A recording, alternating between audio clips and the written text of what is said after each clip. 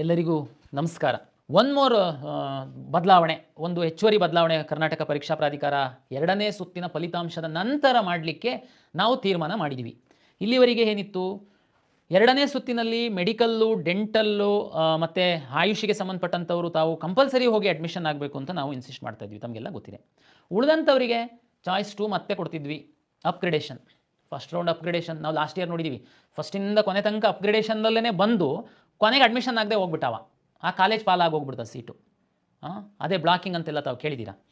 ಈ ಸರಿ ಒಂದು ಬದಲಾವಣೆ ನಾವೇನು ಮಾಡಿದ್ದೀವಿ ಅಂತಂದರೆ, ಫಸ್ಟ್ ರೌಂಡಲ್ಲಿ ಅಪ್ಗ್ರೇಡೇಷನ್ ಅವಕಾಶ ಕೊಟ್ಟಿದ್ದೀವಿ ತಮಗೆ, ತಾವು ಎರಡನೇ ರೌಂಡಲ್ಲಿ ಬಂದಿದ್ದೀರಾ. ಎರಡನೇ ರೌಂಡಲ್ಲಿ ನಾವು ಅಪ್ಗ್ರೇಡ್ ಮಾಡುವಂತಹ ಅವಕಾಶವನ್ನು ಕೊಡ್ತಾ ಇಲ್ಲ. ಚಾಯ್ಸ್ 3 ಸಿಕ್ಕಿರೋ ಕಾಲೇಜನ್ನು ಬಿಟ್ಟು ನಾನು ಮುಂದಿನ ರೌಂಡಿಗೆ ಬರ್ತಾಯಿದ್ದೀನಿ ಅನ್ನುವಂತಹ ಅವಕಾಶವನ್ನು ಕೊಡ್ತಾ ಇಲ್ಲ.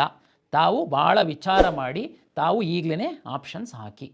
ಏನು ಸರ್ ಹಿಂಗೆ ಮತ್ತೆ ಇದು ಅನ್ಯಾಯ ಆಗಿಬಿಡುತ್ತಲ್ಲ, ನಮಗೆ ಇನ್ನೂ ಒಳ್ಳೆ ಕಾಲೇಜೆಲ್ಲ ಸಿಗುತ್ತೆ. ಹೇಳ್ತೀನಿ ನಾನು ಏನು ಕೊಡ್ತೀರಾಗಿದ್ರೆ, ಎಲ್ಲ ಕೋರ್ಸ್ಗಳಿಗೆ ನಾನು ಎರಡನೇ ಸುತ್ತಿನ ನಮ್ಮ ಪ್ರಾಧಿಕಾರದ ಅಂತಿಮ ಫಲಿತಾಂಶದ ನಂತರ ಚಾಯ್ಸ್ 1 ಮತ್ತು ಚಾಯ್ಸ್ 4 ಎರಡೇ ಕೊಡ್ತೀನಿ. ಚಾಯ್ಸ್ 1 ಹಾಕಿ ಕಾಲೇಜ್ ದುಡ್ಡು ಕಟ್ಟಬೇಕು, ಕಾಲೇಜಿಗೆ ಹೋಗಿ ಅಡ್ಮಿಷನ್ ಆಗಬೇಕು. ಚಾಯ್ಸ್ 4 ನಮ್ಮ ಸಿಸ್ಟಮಿಂದ ಹೊರಗಡೆ ಹೋಗ್ತಾ ಇರಬೇಕು. ಮತ್ತು ಅವರಿಗೆ ನಾವು ಯಾವುದೇ ರೌಂಡಲ್ಲಿ ಅವಕಾಶವನ್ನು ಕೊಡಲ್ಲ ಈ ವರ್ಷ. ಸರ್ ಮತ್ತು ಎರಡನೇ ಸುತ್ತಿನ ನಂತರ ಸಾಕಷ್ಟು ಸೀಟ್ಗಳು ಉಳಿಯುತ್ತೆ, ತುಂಬ ಟಾಪ್ ಕಾಲೇಜಲ್ಲೆಲ್ಲ ಉಳಿಬೋದು. ಅದಕ್ಕೆ ಮತ್ತೆ ನಮಗೆ ಅನ್ಯಾಯ ಆಗುತ್ತೆ ನೀವು ಚಾಯ್ಸ್ 2 ಕೊಡಲಿಲ್ಲ ಅಂತಂದರೆ, 3 ಕೊಡಲಿಲ್ಲ ಅಂತಂದರೆ. MCC ಅವ್ರು ಏನು ಮಾಡ್ತಾ ಇದ್ದಾರೆ ತಮಗೆಲ್ಲ ಗೊತ್ತಿದೆ, ಮೆಡಿಕಲ್ ಆಸ್ಪಿರೆಂಟ್ಸಿ ಚೆನ್ನಾಗಿ ಗೊತ್ತಿರುತ್ತೆ. ಅಪ್ಗ್ರೇಡೇಷನ್ ಆಪ್ಷನ್ಗೆ ಅವರು ಕೊಡ್ತಾ ಇದ್ದಾರೆ. ನಾವು ಸಹ ಅದೇ ತೀರ್ಮಾನ ಮಾಡಿದ್ದೀವಿ. ಎರಡನೇ ಸುತ್ತಿನ ಅಡ್ಮಿಷನ್ ಪ್ರಕ್ರಿಯೆ ಮುಗಿದ ನಂತರ ನಾವು ಪಬ್ಲಿಷ್ ಮಾಡ್ತೀವಿ ಎಷ್ಟು ಸೀಟು ಅವೈಲೇಬಲ್ ಇದೆ. ವೆಟರ್ನರಿ ಇರ್ಬೋದು, ಫಾರ್ಮ್ ಸೈನ್ಸ್ ಇರ್ಬೋದು, ಇಂಜಿನಿಯರಿಂಗ್ ಇರ್ಬೋದು.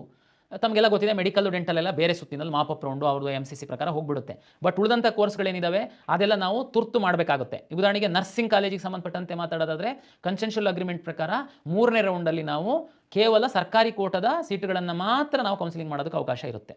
ಹಾಗಾಗಿ ನಾವು ಒಟ್ಟು ಏನು ಅವೈಲೇಬಲ್ ಸೀಟ್ ಇದೆ 3ನೇ ಸುತ್ತಿಗೆ ಅನ್ನುವಂಥದ್ದನ್ನು ನಾವು ಪಬ್ಲಿಷ್ ಮಾಡ್ತೀವಿ. ಒಬ್ಬ ವಿದ್ಯಾರ್ಥಿಗೆ ಅವನಿಗೆ ಅಗ್ರಿಕಲ್ಚರ್ ಸೀಟ್ ಸಿಕ್ಕಿದೆ, ನಾವು ಎರಡನೇ ಸುತ್ತಿನಲ್ಲಿ ಅವನಿಗೆ ಕಂಪಲ್ಸರಿ ಅಡ್ಮಿಷನ್ ಕೊಟ್ಟಿದ್ದರಿಂದ ಅವನು ಹೋಗಿ ಒಂದು ಕಾಲೇಜಿಗೆ ಅಡ್ಮಿಷನ್ ಹಾಕ್ತಾನೆ. ನಂತರ ನಾನು ಸೀಟ್ ಪಬ್ಲಿಷ್ ಮಾಡಿದಾಗ ಅವನಿಗೆ ವೆಟರ್ನರಿದು ಒಂದು ಸೀಟ್ ಖಾಲಿ ಆಗಿದೆ. ಅವನಿಗೆ ವೆಟರ್ನರಿ ಮಾಡುವಂಥದ್ದಕ್ಕೂ ಇಚ್ಛೆ ಇತ್ತು. ಅವ್ನು ಫಸ್ಟ್ ರೌಂಡಲ್ಲಿ ಸೆಕೆಂಡ್ ರೌಂಡಲ್ಲೆಲ್ಲ ಆಪ್ಷನ್ಸ್ ಇತ್ತು, ಬಟ್ ಅವನಿಗೆ ಸಿಕ್ಕಿರಲಿಲ್ಲ. ಅವರಿಗೆ ನಾನು ಅಪ್ಗ್ರೇಡೇಷನ್ ಮಾಡುವಂಥದ್ದಕ್ಕೆ ಅವಕಾಶ ಕೊಡ್ತೀನಿ. ಹೇಗೆ, ನೀವು ಉದಾಹರಣೆಗೆ ಧಾರವಾಡದಲ್ಲಿ ಹೋಗಿ ಅಗ್ರಿಕಲ್ಚರ್ ಕಾಲೇಜಿಗೆ ಅಡ್ಮಿಷನ್ ಆಗಿರ್ತೀರಾ. ನಿಮಗೆ ಬೆಂಗಳೂರು ವೆಟರ್ನರಿ ಕಾಲೇಜಲ್ಲಿ 3ನೇ ಸುತ್ತಿನಲ್ಲಿ ನನ್ನ ಸೀಟ್ ಮ್ಯಾಟ್ರಿಕ್ಸ್ ಪ್ರಕಾರ 1 ಸೀಟು ವೆಟರ್ನರಿ ಸೀಟು ಲಭ್ಯ ಇದೆ. ನಿಮಗೆ ಒಂದು ಅಂದಾಜಲ್ಲಿ ನಿಮಗೆ ಅದು ಸಿಗುತ್ತೆ ಅನ್ನುವಂತಹ ತಮಗೆ ಒಂದು ಗ್ಯಾರಂಟಿ ಇದೆ. ನೀವು ಲಾಗಿನ್ ಆಗಿ ನೀವು ಅಪ್ಗ್ರೇಡ್ ಆಗುವಂಥದ್ದಕ್ಕೆ, ಅದನ್ನು ಆಪ್ಷನ್ ಎಂಟ್ರಿ ಮಾಡುವಂಥದ್ದಕ್ಕೆ ನಾವು ಅವಕಾಶವನ್ನು ಕೊಡ್ತೀವಿ. ಸರ್ ಇದು ಸ್ವಲ್ಪ ಗೊಂದಲ ಆಗುತ್ತೆ, ಇಂಜಿನಿಯರಿಂಗಲ್ಲಿ ನಾನು ಉದಾಹರಣೆಗೆ ಯಾವುದೋ ಒಂದು ಹಾಸನಲ್ಲಿ ಕಾಲೇಜಿಗೆ ಹೋಗಿ ಅಡ್ಮಿಷನ್ ಆಗಿರ್ತೀನಿ, ಆಮೇಲೆ ನನಗೆ ಸೀಟು ಬೆಂಗಳೂರು ಕಾಲೇಜಲ್ಲಿ ಒಂದು ವೇಕೆನ್ಸಿ ಸಿಕ್ಬಿಡುತ್ತೆ, ಬೆಂಗಳೂರಿಗೆ ನನಗೆ ಅಪ್ಗ್ರೇಡ್ ಆಗುತ್ತೆ, ಹಾಸನಲ್ಲಿಂದ ಬೆಂಗಳೂರಿಗೆ ಬರಬೇಕು, ಹಾಸನಲ್ಲಿ ಡಾಕ್ಯುಮೆಂಟ್ ಇಟ್ಕೊಂಡ್ಬಿಟ್ಟಿರ್ತಾರೆ, ಮತ್ತು ಬೆಂಗಳೂರಿಗೆ ಬರಬೇಕು. ಅವರೇನೋ ನೋಡಿ, ಯಾವುದಾದ್ರೂ ಒಂದು ನಿರ್ಧಾರ ಮಾಡುವಾಗ ಸಣ್ಣ ಪ್ರಮಾಣದ ಈ ಥರದ್ದು ತೊಡಕುಗಳು ಇದ್ದೇ ಇರುತ್ತೆ. ದಯಮಾಡಿ ಅರ್ಥ ಮಾಡ್ಕೊಳ್ಳಿ. ಈ ಕಳೆದ ವರ್ಷ ಈ ಅಪ್ಗ್ರೇಡೇಷನ್ಗೆ ಬಂದಂಥ ಸಂದರ್ಭದಲ್ಲಿ ಸುಮ್ಮನೆ ವಿದ್ಯಾರ್ಥಿಗಳು ಟೆನ್ಷನ್ನಲ್ಲಿ ಅಪ್ಗ್ರೇಡಿಗೆ ಹಾಕಿ ಕೂತಿದ್ರಿ. ಅಪ್ಗ್ರೇಡ್ ಆಗಿರುವಂಥದ್ದು ಓನ್ಲಿ 2% ಅಷ್ಟೇ. ಆ 2%ಗೋಸ್ಕರ ನಾನು 30-35 ಸಾವಿರ ವಿದ್ಯಾರ್ಥಿಗಳು ಕಾಲೇಜಿಗೆ ಹೋಗ್ದಂಗೆ ಸುಮ್ಮನೆ ಕಾಯ್ಕೊಂಡು ನಮ್ಮ ಸಿಸ್ಟಮ್ ಮುಂದ್ಗಡೆ ಕೂತಿರ್ತಾರೆ. ಆ 2% ಈಗ MCCನಲ್ಲಿ ಏನು ಗೊಂದಲ ಇಲ್ಲ. ಮೆಡಿಕಲ್ ಕಾಲೇಜ್ ಫಸ್ಟ್ ರೌಂಡಲ್ಲಿ ಹೋಗಿ ಎಲ್ಲೋ ಸೇರ್ತಾರೆ, ಅಪ್ಗ್ರೇಡೇಷನ್ ಅಂತೇಳಿ ಬಂದು ಮತ್ತೆ ಆ ಕಾಲೇಜ್ ಬಿಟ್ಟು ಇಲ್ಲಿಗೆ ಬರ್ತಾರೆ. ನಾವು ಎಲ್ಲ ಕಾಲೇಜವರಿಗೆ ವಿನಂತಿಯನ್ನು ಮಾಡ್ಕೊಳ್ತೀವಿ, ಯಾರಾದ್ರೂ ನೀವು ಅಪ್ಗ್ರೇಡ್ ಆಯಿತು ಅಂತಂದರೆ ಆ ವಿದ್ಯಾರ್ಥಿಗೆ ತಾವು ತಕ್ಷಣ, ಯಾಕೆಂದರೆ ಆ ಕಾಲೇಜಿಗೆ ಇನ್ನೊಬ್ಬರಿಗೆ ಅಲಾಟ್ ಆಗುತ್ತೆ, ಅವರಿಗೆ ಆ ಕಾಲೇಜೇನು ಲಾಸ್ ಆಗಲ್ಲ. ಯಾಕೆಂದರೆ ಅಪ್ಗ್ರೇಡ್ ಆಗ್ತಿದ್ದಂಗೆ ಆ ಸೀಟ್ ಆಟೋಮೆಟಿಕ್ ರಿಲೀಸ್ ಆಗುತ್ತೆ, ಇನ್ಯಾರೋ ವಿದ್ಯಾರ್ಥಿಗೆ ಅದು ಸೀಟ್ ಅಲಾಟ್ ಆಗುತ್ತೆ. ಹಾಗಾಗಿ ನನ್ನ ವಿನಂತಿ ಏನಂತಂದರೆ, ಈ ಒಂದು ಬದಲಾವಣೆಯನ್ನು ನಾವು ಮಾಡಿದ್ದೀವಿ. ಕಾಲೇಜಿಂದ ತಮಗೇನು ಡಾಕ್ಯುಮೆಂಟ್ ಕೊಡಿಸುವಂಥದ್ದು ಮತ್ತು ನಿಮಗೆ ಬೇರೆ ಕಾಲೇಜಿಗೆ ಅಡ್ಮಿಷನ್ ಆಗುವಂಥದ್ದಕ್ಕೆ ಫೆಸಿಲಿಟೇಟ್ ಮಾಡುವಂಥ ಜವಾಬ್ದಾರಿಯನ್ನು ನಾವು ತೆಗೆದುಕೊಳ್ತೀವಿ. ತಾವು ಚಿಂತೆ ಮಾಡುವಂಥ ಅಗತ್ಯ ಇಲ್ಲ. ಹಾಗಾಗಿ ಈ ಅಪ್ಗ್ರೇಡೇಷನ್ ಆಪ್ಷನ್ಸ್ ಇಲ್ದಿರೋದ್ರಿಂದ ತಾವು ಈಗಲೇ ವಿಚಾರ ಮಾಡಿ ವ್ಯವಸ್ಥಿತವಾಗಿ ನೀವು ಆಪ್ಷನ್ಸನ್ನು ರಿಅರೇಂಜ್ ಮಾಡಿ.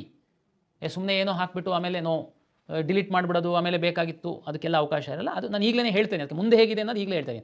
ಇದಕ್ಕೆ ತಕ್ಕಂತೆ ತಾವು ರೆಡಿಯಾಗಿ ಅಂತನ್ನುವಂಥದ್ದು ಒಂದು. ಅಂತಿಮವಾಗಿ ಒಂದು ವಿಷಯನ ಹೇಳ್ತೀನಿ. ಈ ಡಿ ಕ್ಯಾಟಗರೈಸೇಷನ್ ಅನ್ನುವಂಥ ಒಂದು ಪ್ರಶ್ನೆ ತಾವು ಕೇಳಿರ್ತೀರ, ಅಲ್ಲಿ ಚರ್ಚೆ ಆಗ್ತಾ ಇರುವಂಥದ್ದು.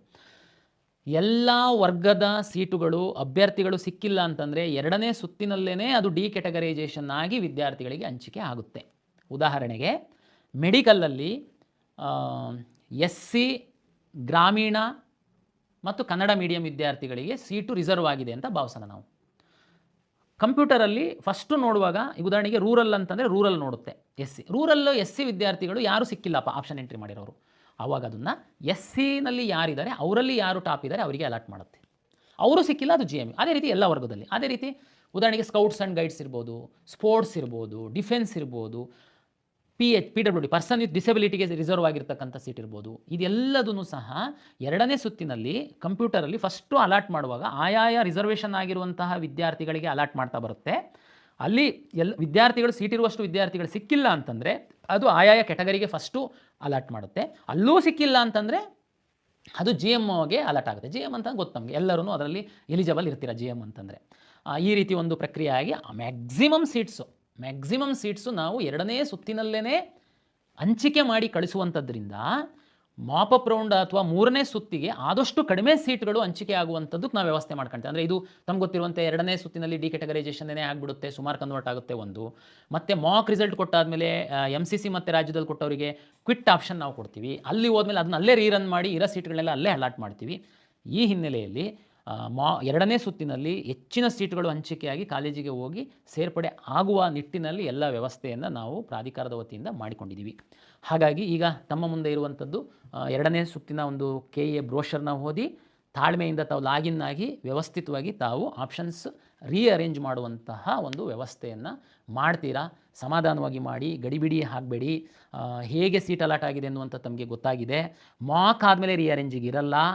ಹಾಗಾಗಿ ನಮ್ಮ ಆಪ್ಷನ್ ಎಂಟ್ರಿ ಎರಡನೇ ಸುತ್ತಿನ ಆಪ್ಷನ್ ಎಂಟ್ರಿ ಲಾಸ್ಟ್ ಡೇಟ್ ಏನಿದೆ ಅದರ ಒಳಗಡೆ ತಾವು ಯಾವ ರೀತಿ ವ್ಯವಸ್ಥಿತವಾಗಿ ಮಾಡಬೇಕು, ಫಸ್ಟ್ ರೌಂಡಲ್ಲಿ ಏನು ಕಟ್ ಆಫ್ ಇದೆ, MCCನಲ್ಲಿ ಏನು ಕಟ್ ಆಫ್ ಇದೆ, ವರ್ಚುವಲ್ ವೇಕೆನ್ಸಿನ ಏನಿದೆ, ಎಷ್ಟು ವಿದ್ಯಾರ್ಥಿಗಳು ಚಾಯ್ಸ್ 2 ತೆಗೆದುಕೊಂಡಿದ್ದಾರೆ, ಇದೆಲ್ಲದನ್ನು ಒಂದು ತಾವು ಅಸೆಸ್ ಮಾಡಿ ತಾವು ಆಪ್ಷನ್ ರೀಅರೇಂಜನ್ನು ಮಾಡ್ತೀರಾ ಅಂತೇಳಿ ನಾನು ಭಾವಿಸಿದ್ದೀನಿ.